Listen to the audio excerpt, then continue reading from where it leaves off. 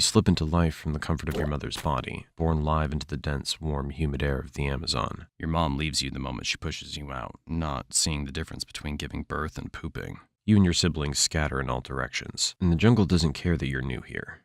He was a great sibling anyway. At the moment, you're only a couple of feet long, and honestly, kinda cute.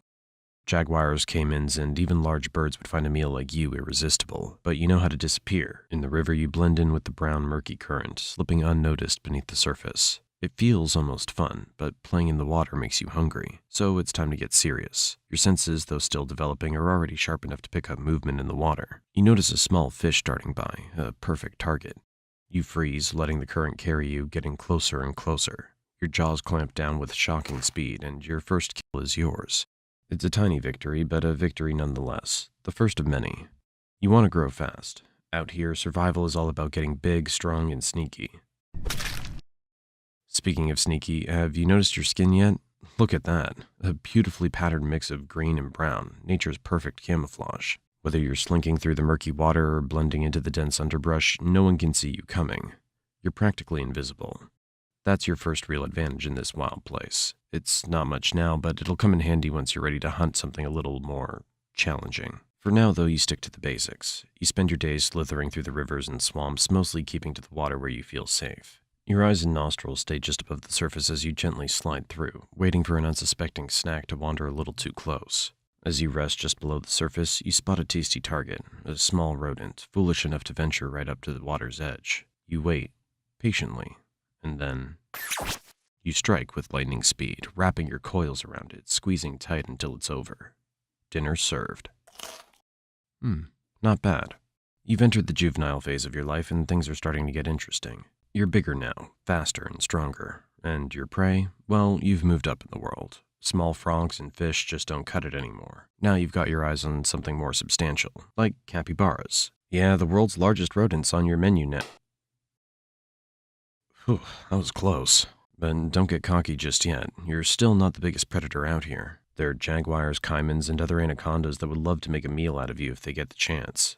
You gotta stay sharp and use your camouflage to your advantage. Oh wait, it's a caiman basking on the riverbank. It's not huge, probably a juvenile like you, but it's still a risky move. You think about it for a moment, weighing your options. Should you go for it? Could be your first big test as a hunter. Why not? You slink into the water, sliding gently toward the caiman with the grace of a shadow. Your muscles coil, ready to strike, and it wasn't as tough as I thought. That's your first taste of success as a true predator, but let's not get ahead of ourselves. Not every day's a win. There are days when your prey outsmarts you, like that one time you tried to take down a capybara but ended up being dragged halfway across the river before it managed to escape.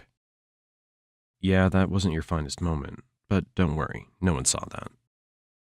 The good news is you're still growing, and with every meal you get a little bigger, a little stronger, and a little wiser. By the time you're fully into your juvenile phase, the jungle doesn't feel quite as intimidating anymore. Sure, there are still big predators out there, but you're climbing the food chain, and fast.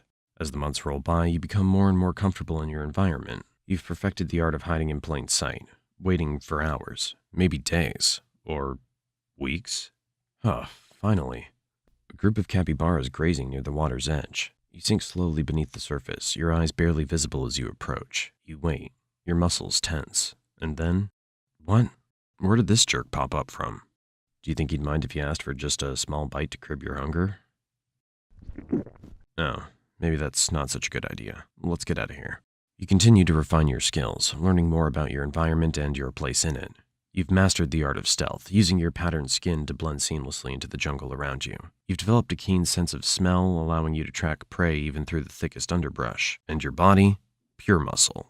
At this point, you're no longer just a juvenile anaconda. You're approaching adulthood. You've reached a size that commands respect, or at least some healthy fear from most of the creatures in this territory. At over 15 feet long and still growing, you're a true force to be reckoned with. No more small-time snacks for you. You've graduated to bigger prey. And by bigger, we're talking deer, wild pigs, and even the occasional caiman that dares to cross your path. As you grow, the jungle becomes more crowded, and you need a place to call your own. It's time to search for a territory, a safe space where you can hunt, rest, and hunt. You slither through the dense jungle, exploring every corner, crossing rivers, climbing over fallen logs, and navigating the thick underbrush. You need to find a secluded area, somewhere near water, with plenty of prey but far from other predators. After days of searching, you find the perfect spot, a quiet stretch of river hidden beneath a canopy of trees. The perfect territory. You mark the area with your scent, claiming it as your own. This is where you'll live out the next chapter of your life. And speaking of the next chapter, it's time for something new.